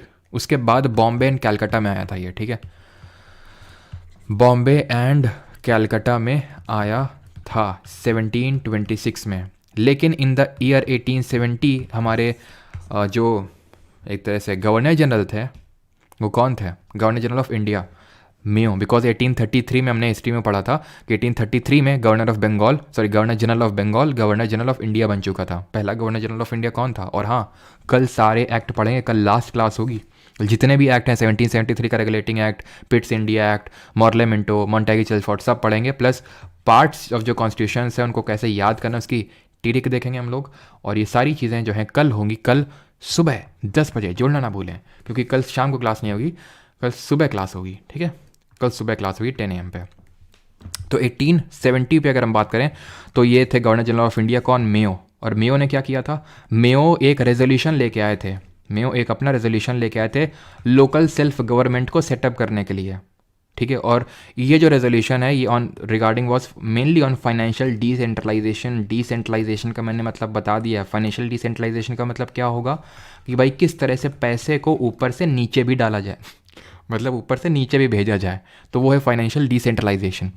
फिर अगर हम बात करें इसी तरह 1882 में, 1882 में रिपन थे हमारे वॉइस रॉय, ठीक है, या वॉइस रॉय बोल लो, क्योंकि एक्चुअली में गवर्नर जनरल ऑफ इंडिया फिर वॉइस रॉय हो गया, तो टेक्निकल स्पीकिंग वॉइस रॉय बोलना ही सही रहेगा, मियों को भी और रिपन को भी, रिपन को भी। अब रिपन को ही तो मैंने बता दिया कि father of local self government क्यों बोलते हैं, क्यों, क्योंकि 1882 में इन्होंने लोकल सेल्फ गवर्नमेंट सबसे पहले सेटअप करी थी, ठीक।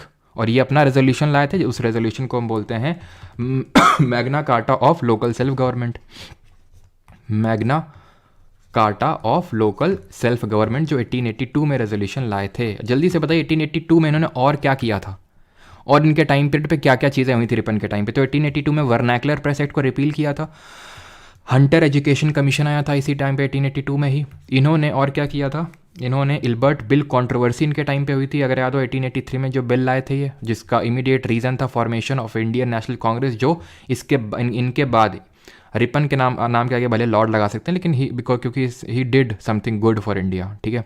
वर्नैकुलर प्रेस एक्ट को रिपील करना, इल्बर्ट बिल को लाना, एजुकेशन कमीशन, हंटर कमीशन लाना, ये सारे रिपन के कुछ रिफॉर्म्स हम बोल सकते हैं इंडियन पीपल के लिए थे, ठीक है। इनको हम father of local self government के नाम से भी जानते हैं। थोड़ा आगे बढ़ते हैं, तो 3 टियर ऑफ पंचायत, बस ये आखिरी स्लाइड आप इसे समझ सकते हो, ठीक है। 3 tier of panchayati raj system देखे थे, तो वैसे और एक चीज़ ध्यान रखना कि अगर कभी पूछ ले कि अभी तो local self government state list का सब्जेक्ट है, लेकिन local self government according to government of India act 1935, जिसको कल पढ़ेंगे भी हम लोग, इसके तहत जो लोकल गवर्नमेंट थी वो भी एक प्रोविंशियल सब्जेक्ट ही थी। प्रोविंशियल मतलब प्रोविंसेस के पास था, ठीक है। जैसे कि अभी के टाइम पे स्टेट ऐसे समझ सकते हो, जैसे स्टेट थे वैसे उस समय प्रोविंसेस थी, तो वैसा ही था। तो 3 टियर पंचायती राज सिस्टम था। ऐसे ही 8 टाइप की अर्बन लोकल बॉडीज होती हैं, 8 types of urban local bodies, ULBs, not that much important, मैं बता दूं, ठीक है। अगर मैं बात करूं म्यूनिसिपैलिटीज़ में, जैसे सिटीजनशिप चैप्टर में क्या इंपॉर्टेंट है, कहाँ से लिया है सिंगल सिटीजनशिप, यूके से लिया है, कौन सा पार्ट है, पार्ट 2 है, कौन से आर्टिकल है 62 से लेकर 11, बस यही इंपॉर्टेंट है। वैसे म्यूनिसिपैलिटी में कौन सा अमेंडमेंट है, कौन सा पार्ट है, कौन से आर्टिकल है, कौन सा शेड्यूल है, ख़त्म। ये तो बस थोड़ा सा देख लो, जैसे ये थोड़ी सी इंपॉर्टेंट हो जाती है, ज़्यादा नहीं, थोड़ा सा ही। और ये तो मतलब ना के बराबरी, कभी क्वेश्चन तो शायद देखने को मिला ही नहीं, मैंने तो देखा ही नहीं, ठीक है। तो 8 टाइप की होती हैं। म्यूनिसिपल कॉरपोरेशन होती है एक, म्यूनिसिपल कॉरपोरेशन, इसके बाद हम लोग क्वेश्चंस लगाएंगे। देन एक होती है हमारी म्यूनिसिपैलिटी, ठीक है। मोस्टली जगहों में म्यूनिसिपैलिटी होती है, मैं बता दूंगा, ये इसका भी क्लासिफिकेशन होता है। नोटिफाइड एरिया कमेटी होती है, ठीक है, नोटिफाइड एरिया कमेटी होती है। टाउन एरिया कमेटी होती है एक, टाउन एरिया कमेटी होती है। एक कंटोनमेंट बोर्ड होता है, ये मिनिस्ट्री ऑफ डिफेंस के तहत आता है। कंटोनमेंट बोर्ड वहाँ बनाया जाता है जहाँ पे डिफेंस की कोई फैक्ट्री लगी हुई है, फिर डिफेंस के लोग रह रहे हुए हैं, ठीक है, आर्मी, एयरफोर्स या फिर नेवी की, तो कंटोनमेंट बोर्ड बनाया जाता है और उसको मिनिस्ट्री ऑफ डिफेंस के अंडर में आता है। टाउनशिप होता है एक हमारा, पोर्ट ट्रस्ट होता है, पोर्ट ट्रस्ट होता है, और स्पेशल जहाँ पे पोर्ट वगैरह होते हैं, बंदरगाह, ठीक है, ज्योग्राफी में पढ़ेंगे 13 मेजर पोर्ट है इंडिया में, तो वहाँ पे पोर्ट ट्रस्ट बनाए जाते हैं। उनको म्यूनिसिपैलिटी को लेकर, म्यूनिसिपैलिटी वाले प्रोविजन से गवर्न नहीं किया जाएगा। और अगर कोई स्पेशल पर्पस के लिए कोई एक अगर बना दिया जाए तो उसको स्पेशल पर्पस एजेंसी बोलते हैं। क्या? Special purpose agency. इसमें बहुत सारे प्रोविजंस होते हैं, लेकिन हमें पढ़ने की ज़रूरत नहीं है। आप छोड़िए एसएससी तो छोड़िए, आप मतलब यूपीएससी में भी आप कभी क्वेश्चन नहीं देखेंगे, अगर देखें तो ज़रूर मुझे भेजिएगा। यूपीएससी तक में भी ना के बराबर क्वेश्चन हैं इससे, ठीक है, क्लियर। अभी जो म्यूनिसिपल ज़्यादातर जगहों में, जैसे ज़्यादातर सिंपल, जैसे टाउन, ये कंटोनमेंट बोर्ड कहाँ होता है? जहाँ पे डिफेंस के लोग रह रहे हैं, ठीक है। टाउनशिप भी थोड़ा सा एक हाई फाई इलाकों में। पोर्ट ट्रस्ट, जहाँ पे पोर्ट्स वगैरह होते हैं। Special purpose agency usually setup नहीं की जाती है, कहीं आपको देखने को नहीं मिलेगी, अनलेस एंटली कोई स्पेशल पर्पस है, कहीं पे कुछ चीज़ हो रही है तो वहाँ पे ये सेटअप की जाती है। मोस्टली जगहों में म्यूनिसिपैलिटी होती है, जहाँ पे जिसको 3 लेवल में डिवाइड किया जाता है। एक तो नगर पंचायत, इसको हम नगर पंचायत के नाम से जानते हैं कहीं कहीं पे, ठीक है, नगर पंचायत। एक होती है अपनी म्यूनिसिपल काउंसिल, ठीक है, म्यूनिसिपल काउंसिल होती है। एंड एक म्यूनिसिपल कॉर्पोरेशन तो मैंने बता दिया ना, हाँ। तो नगर पंचायत और म्यूनिसिपल काउंसिल होती है इसमें म्यूनिसिपैलिटी में, और यूजुअली ज़्यादातर जगह में म्यूनिसिपैलिटी सेटअप होती है। और इससे बड़ा एक तरह से बोल सकते हैं म्यूनिसिपल कॉर्पोरेशन होता है, जो सर्टेन म्यूनिसिपैलिटी से मिल के बनता है, that is called as municipal corporation. बस थोड़ा सा ही देख लो क्या क्या होता है, ताकि अगर कभी आ जाए कि भाई इनमें से कौन सा इनमें से एक टाइप नहीं है अर्बन लोकल बॉडी का, तो आपको पता होना चाहिए। बाकी तो और कुछ इससे क्वेश्चन नहीं बनेगा, ठीक है।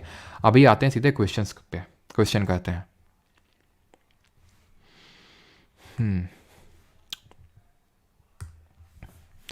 चलिए, तो पहला क्वेश्चन ये रहा आपकी स्क्रीन पे, कहाँ चला गया।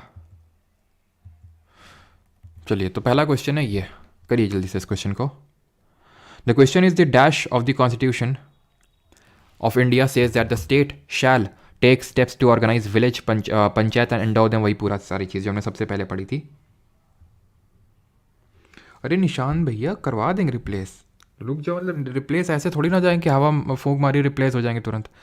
अब जो बनाते हैं नोट्स वही पीवाईक्यू सीरीज़ के बना रहे हैं, तो थोड़ा सा समझिए, पीवाईक्यू सीरीज़ के नोट्स रिप्लेस करवा दीजिए। अब बाकी पहले वाले करवा दिए हैं, बाकी वाले भी कोशिश करते हैं जल्दी से रिप्लेस करवाएं। बिल्कुल सही, श्रुति, तन्मय, शुक्ला, भरत, ईशानी, रितेश, सबका सही है।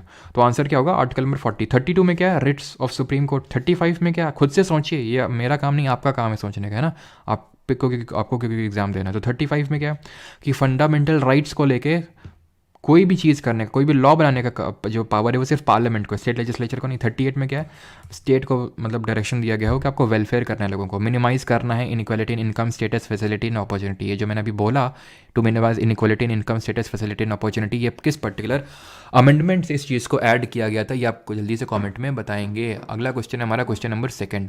How many tiers are there in a panchayati raj structure. कितने टीयर्स होते हैं, तो हमें पता है 3 टीयर होते हैं, विलेज लेवल, डिस्ट्रिक्ट लेवल और विलेज लेवल, इंटरमीडिएट लेवल और डिस्ट्रिक्ट लेवल।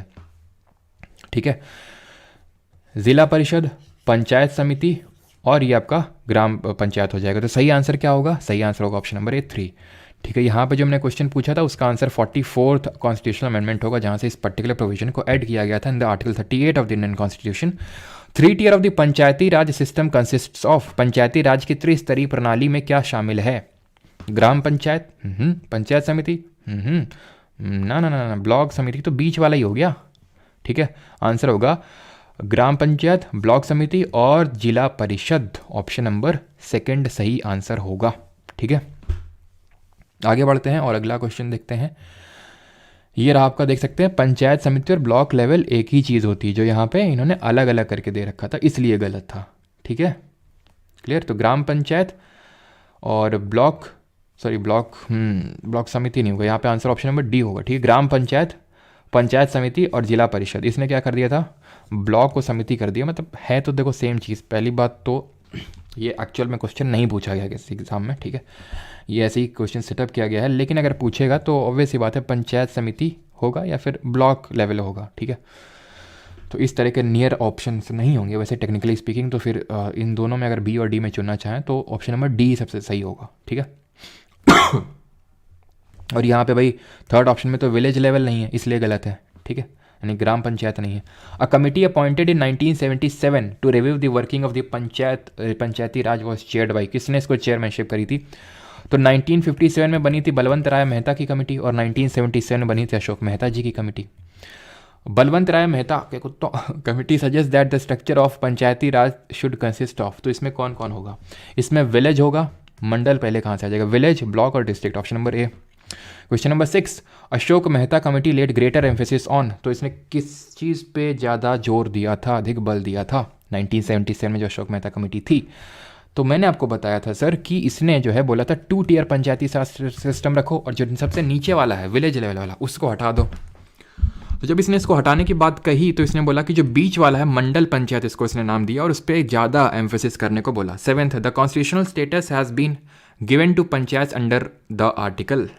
कौन सा आर्टिकल है पंचायत का, तो हमें पता है 243। ठीक है, 243 से लेकर 243 ओ, यानी है सब हैं तो सब 243 में ही ना। कौन सा पार्ट है, part number 9 of the constitution. Question number 8, the constitution of India mandates that the elections of the panchayati Raj should be held regularly after a gap of. तो कितने साल के गैप में होना चाहिए, 2, 3, 4, 5। कौन सा आर्टिकल बोलता है, 243, 5 का मतलब ई, 243E। और अगर अर्ली डिसोल्यूशन हो गया तो कोई नहीं। अगर 6 महीने से कम का टाइम पीरियड बाकी है तो फिर इलेक्शंस आराम से करवा लेना जब टेन्योर पूरा हो जाए। और ज़्यादा टाइम बाकी है तो जो पंचायत बनेगी that will continue till the reminder of the term. पूरा 5 साल के लिए नहीं सर्व करेगी वो। पंचायती राज इन इंडिया का रिप्रेजेंट्स क्या रिप्रेजेंट करता है? Decentralisation of power, participation of people, community development, सबको रिप्रेजेंट करता है, ऑल ऑफ दीज। ठीक है। When was panchayati raj system introduced in India? कब इंट्रोड्यूस हुई थी पंचायती राज व्यवस्था? तो हमने देखा था सबसे पहले तो 2 अक्टूबर 1959 को आई थी। भाई हट जाओ, मच्छर जी आए थे बीच में। तो आंसर क्या होगा? Option number B, 1959। ठीक है, 1959 सही आंसर होगा। राजस्थान के नागौर डिस्ट्रिक्ट में 2 अक्टूबर को इसको इम्प्लीमेंट किया गया था, but till then it was non justifiable, ज़रूरी नहीं था सभी के लिए। The panchayati raj system was first started in the state of Rajasthan and, तो राजस्थान के अलावा और कहाँ पे सबसे पहले आया था पंचायती राज सिस्टम? तो ये राजस्थान के नागौर डिस्ट्रिक्ट के अलावा फिर बाद में आंध्र प्रदेश में भी आया था। तो ऑप्शन नंबर ए यहाँ पे सही आंसर होगा। The 73rd amendment CGL 2022 fourth shift, the 73rd amendment of the Indian constitution deals with the, तो किससे डील करता है 73rd अमेंडमेंट? देखिए कितने आसान से क्वेश्चन है ना। कौन सा पार्ट है? Part number 9। कौन से आर्टिकल हैं? 243 से लेकर 243O। The elections to the panchayati raj institutions are conducted by, कौन कंडक्ट करता है इनके इलेक्शंस? तो कौन करता है? सेंट्रल इलेक्शन कमीशन नहीं, ये तो हमने देखा था किसके करता है election commission of India? President, vice president, Lok Sabha, Rajya Sabha, LA, LC, इन सब करता है। ठीक है, आंसर क्या होगा? State election commission. कौन सा आर्टिकल है सर? आर्टिकल है 243K नंबर का है कि नहीं? 243K। The functions to be assign to the panchayat by the 73rd amendment of the constitution are mentioned in, तो कौन से उसमें मेंशन है 73rd अमेंडमेंट? फंक्शंस क्या क्या है? फंक्शंस जो मैंने बताया था 29 फंक्शनल आइटम्स हैं। ठीक है। 11th शेड्यूल, 12th शेड्यूल में कितने फाइनेंशियल आइटम्स हैं दैट डील्स विद म्यूनिसिपैलिटी? जल्दी से बताइए कमेंट में। If the state government dissolve the panchayati raj institutions before the end of the 5 term, fresh election should ordinarily be held with in, यानी यदि राज्य सरकार अपने 5 साल के कार्यकाल की समाप्ति से पहले ही पंचायती राज संस्थाओं को भंग कर देती है तो नए चुनाव आमतौर पर कितने टाइम के भीतर होंगे? तो 6 महीने के अंदर करवाने होते हैं। ऑप्शन नंबर सी सही आंसर होगा। ठीक है। और यहाँ पे अगर हम बात करें तो 12th schedule talks about municipality, नगर पालिकाएं, और उसमें 18 फंक्शनल आइटम्स दिए हुए हैं। Question number 18, which part was added by the 73rd amendment, यानी कि 73वें नंबर संविधान संशोधन से किस भाग को जोड़ा गया था संविधान में? तो पार्ट नंबर 9 को जोड़ा गया था संविधान में। पार्ट नंबर 9A म्यूनिसिपैलिटी, और पार्ट नंबर 9B भी अब समझ लीजिए कि पार्ट नंबर 9B में क्या दिया हुआ है। तो पार्ट नंबर 9B हो सकता है, मैंने पहले भी बताया आपको कि ये deals with the cooperative societies, सहकारी समितियों से डील करता है ये। ठीक है, कोऑपरेटिव सोसाइटीज़। और इसको किस अमेंडमेंट से जोड़ा गया था? 97th constitutional amendment. ये मैं कई बार आपको बता चुका हूँ कि 97th अमेंडमेंट से article number 19 clause 1 sub clause C, वो जो बोलता है राइट टू फॉर्म एसोसिएशन, ठीक है, एंड उसमें लिखा हुआ है, बाद में ऐड किया गया 97th अमेंडमेंट से right to form association and cooperative societies. ठीक है, इसी से एक DPSP भी ऐड हुई। जल्दी से बताइए वो कौन सी थी? तो DPSP number article number 43B। 43A किसकी बात करता है? Participation of workers in the management of industries, उद्योगों के प्रबंधन में वर्कर्स का पार्टिसिपेशन। कौन सा अमेंडमेंट से इस चीज़ को ऐड किया गया था? और ये अमेंडमेंट 2011 में हुआ था। इसने पार्ट नंबर 9B जोड़ा था कॉन्स्टिट्यूशन, भाग नंबर 9B। मैं फिर से लिखता हूँ, part number 9 panchayat, part number 9A municipality, part number 9B cooperative societies. 2011 में जो 97th अमेंडमेंट हुआ था जिसने 19(1)C, 43B और 43A, तो 42nd अमेंडमेंट ने जोड़ा था participation of workers in the management of industries. Clear? कल सारे पार्ट्स हम देखेंगे with Tirik. 19th, the 74th Amendment Act of 1992 added a new part dash to the Constitution of India. 20th, which of the following amendments of the Constitution of India was enacted in 1993 to constitutionally recognize the municipal governments? भाई municipalities का simple से पूछ रहा, कौन सा amendment हुआ था 1993 में जिसको इनैक्ट किया गया था? ठीक है, ये होगा 74th Amendment of 1992.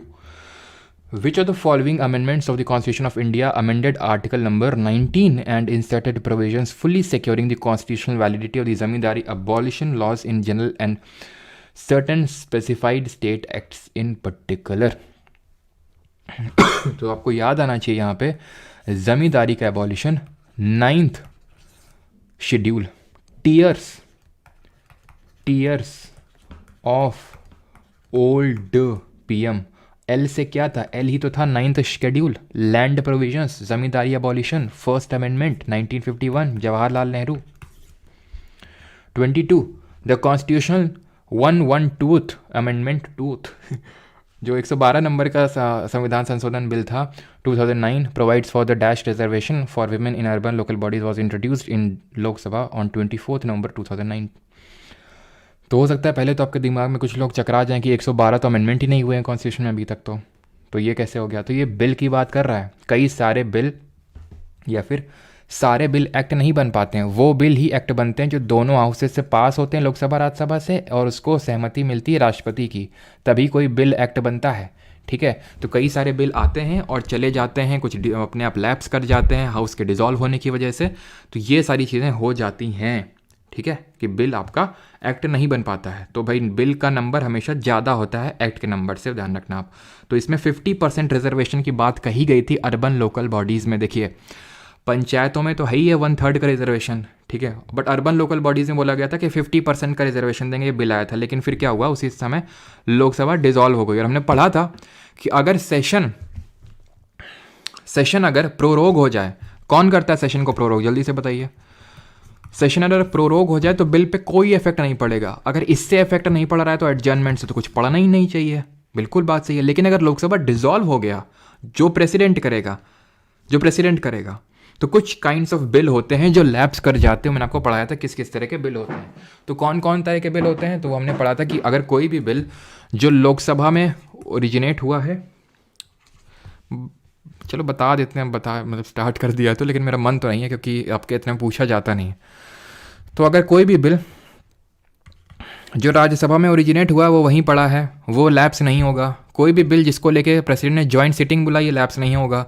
कोई भी बिल जिसको कि प्रेसिडेंट ने रिटर्न किया था कि भाई देख लो इसको, सस्पेंसिव वीटो का यूज़ करके, वो लैप्स नहीं होगा। इसको छोड़ के जितने बिल हैं वो सारे लैप्स हो जाएंगे। उन्हीं में से एक ये बिल था जो लैप्स हो गया था, जो 50% रिजर्वेशन की बात कर रहा था। प्रोरोग कौन करता है? प्रेसिडेंट करता है। डिसॉल्व कौन करता है? जो कि सिर्फ लोकसभा ही हो सकता है, राज्यसभा नहीं हो सकता है, क्योंकि it is a permanent house. Similar goes in the state legislature also. Legislative assembly dissolve हो सकता है, गवर्नर करेगा, और लेजिस्लेटिव काउंसिल डिसॉल्व नहीं हो सकता बट एबॉलिश हो सकता है। Who will abolish, who can abolish legislative council, बताइए। राज्यसभा ना तो अबॉलिश हो सकता है, ना तो डिसॉल्व हो सकता है। अबॉलिश करना राज्यसभा को मतलब बहुत बहुत बहुत बड़ी बात हो जाना, ठीक है, राज्यसभा को अबॉलिश करना, जो कि मतलब कोई है ही नहीं प्रोविजन, ठीक है, वो तो मतलब ना के बराबर ऐसे, ठीक है। तो प्रोरोग की अगर बात करेंगे तो प्रेसिडेंट करता है। एडजर्नमेंट प्रिसाइडिंग ऑफिसर करता है, ठीक है। प्रोरोग का मतलब क्या होता है? सत्रावसान बोलते हैं। 3 सत्र होते हैं, मानसून सेशन, बजट सेशन और विंटर सेशन। तो उनको प्रोरोग करना, सत्रावसान करना, वो प्रेसिडेंट का काम होता है, ठीक है। और मैंने क्या पूछा था आपसे, क्या पूछा था, हाँ, कि लेजिस्लेटिव काउंसिल को कौन एबॉलिश कर सकता है, चाहे क्रिएट करने का बात हो चाहे एबॉलिश करने का बात हो। पार्लियामेंट कर सकता है, और वो भी किस तरह की मेजॉरिटी से, किस तरह के बहुमत से? सिंपल मेजॉरिटी से, यानी साधारण बहुमत से सारे काम कर सकता है वो। 23rd। और कितने राज्यों में लेजिस्लेटिव काउंसिल है, कितने राज्यों में विधान परिषद है, जरा आप बताइए कॉमेंट में। अगला क्वेश्चन है हमारा ये, as per the constitution of India panchayat at the intermediate level में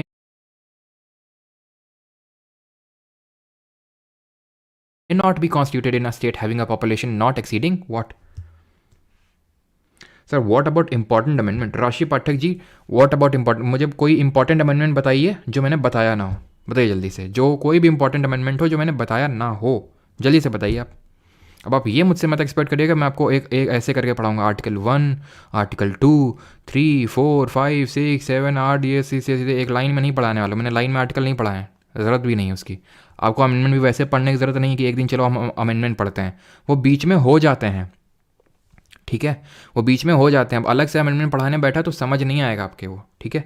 लेकिन अब सारे अमेंडमेंट हो चुके हैं। वही मैं बोल रहा हूँ कि अगर आपको कोई ऐसा लग रहा है कि मैंने नहीं पढ़ाया तो आप बताइए कौन सा इंपॉर्टेंट छूट गया हो, मुझे भी तो पता चले। तो आंसर इसका 20 लाख होगा, यानी 2 मिलियन हमने पढ़ा था कि जिसकी 2 मिलियन से कम है स्टेट की पॉपुलेशन, वहाँ पर इंटरमीडिएट लेवल को स्किप किया जा सकता है। 24th, which freedom fighter abolish the zamindari system in Uttar Pradesh and was elected as the home minister in 1955? जल्दी से बताइए। अच्छा 86 नहीं बताया, अच्छा 86 नहीं बताया, शर्म कर लो कुछ। तो आंसर क्या होगा? Govind Ballabh Pant, option number B यहाँ पे सही आंसर होगा, ठीक है। अगले क्वेश्चन पे आते हैं 25th, which of the following article is related to the provision of cooperative societies in the Indian constitution? सहकारी समिति, हाँ 6 स्टेट है, अच्छा ठीक है 6 आप लोग वो बता रहे थे। मैंने पूछा था लेजिस्लेटिव काउंसिल कितने स्टेट में, तो 6 स्टेट में। कभी पूछ ले कितने स्टेट में बाई कैमरा लेजिस्लेचर है, द्विसदनीय विधानमंडल है, तो उसका आंसर भी 6 होगा। कबूतम, कर्नाटक, आंध्रा और बिहार, उत्तर प्रदेश, तेलंगाना, महाराष्ट्र, बस ध्यान रखना तमिलनाडु नहीं है, ठीक है। तूफान का देवता सर मुझसे गुस्सा हो गया, तुम्हारी हरकतें हैं बस, और कोई नहीं, और कुछ नहीं। आंसर क्या होगा? Cooperative society. अभी मैंने बताया था 243 ZH से लेकर ZT, part number 9B of the constitution, amendment number 97 of the constitution. ये क्या है? ये part number 9 of the constitution है। ये क्या है? Part number 9A of the constitution है, म्यूनिसिपैलिटी के बारे में दिया हुआ है। म्यूनिसिपैलिटी के कर लेते हैं 2-3 question. The provisions regarding the municipalities and panchayat was made in the Indian constitution in which year? तो किस साल बनाए गए थे इनके प्रोविजंस म्यूनिसिपैलिटी के? तो ये बनाए गए थे 1993 में, ऑप्शन नंबर बी लागू हुए थे। ठीक है, 74th अमेंडमेंट।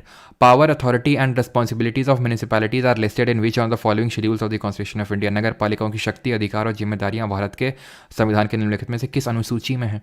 तो भाई म्यूनिसिपैलिटी का ये आता है 12th नंबर का शेड्यूल, ऑप्शन नंबर बी यहाँ पे सही आंसर होगा। 9th किसकी बात करता है? अभी बताया, लैंड प्रोविजंस, अबॉलिशन ऑफ जमींदारी के जो लॉस थे, जिसमें ये बोल दिया था पार्लियामेंट ने कि इसमें हम कुछ भी रख लें, हम या स्टेट लेजिस्लेचर इसको जुडिशरी रिव्यू नहीं कर सकती है। देन कौन सा केस हुआ? कौन सा केस हुआ जिसको 9th शेड्यूल केस के नाम से जानते हैं, जरा बताइए। 11th panchayat, 12th municipality. तो 9th शेड्यूल केस के नाम से जानते हैं IR Coelho case. IR Coelho case, जिसमें उसने बोला judicial review is the basic feature of the constitution. हमने KBC केस में तुम्हें पहले ही बताया था, तो इससे पहले जो तुम कर लिए सो कर लिए, ठीक है, लेकिन इसके बाद जो आएगा वो चीज़ जो है जुडिशियल रिव्यू के तहत होगी। ठीक है, चलो। 28 where was the first municipal corporation in India set up? तो प्रथम नगर निगम कहाँ स्थापित करी गई थी? तो ये स्थापित करी गई थी, मैंने बताया भी था, मद्रास में, इन द ईयर 1688। ठीक है, 1688 में। Then in Bombay and Calcutta in the 1726, 1726 में। And who is known as the father of local self government? जल्दी से बताइए। कोहिलो नहीं है, कोएलो है। ठीक है, कोएलो होता है ये, खैर स्पेलिंग से क्या लेने देना। 74th amendment of 1993 mentions about what? Mentions about municipality. ठीक, खत्म हो गया आज का लेक्चर। आज जल्दी हो गया ना? चलो भाई, तो कल की जो क्लास है वो आखिरी क्लास होगी जहाँ पे सारे एक्ट्स पढ़ेंगे, 1773 का, जितने भी मैंने अभी थोड़ी देर पहले बताए थे, प्लस पार्ट्स को कैसे याद करना है जो हमारे संविधान के भाग हैं वो देखेंगे हम लोग, और लेक्चर हो जाएगा हमारा खत्म, पॉलिटी हो जाएगी खत्म। ठीक है, और तुम लोगों का जो सबसे बड़ा सपना था, कुछ स्टूडेंट का है यहाँ पे सबसे बड़ा सपना, फिजिक्स कब होगी, फिजिक्स कब होगी, फिजिक्स कब होगी? तो मंडे से फिजिक्स होगी। ठीक, और ये क्लास 10 बजे होगी कल सुबह, ध्यान रखना। ठीक है, मॉर्निंग 10 AM पे क्लास होगी, तो सुबह कल उठ जाना, है ना।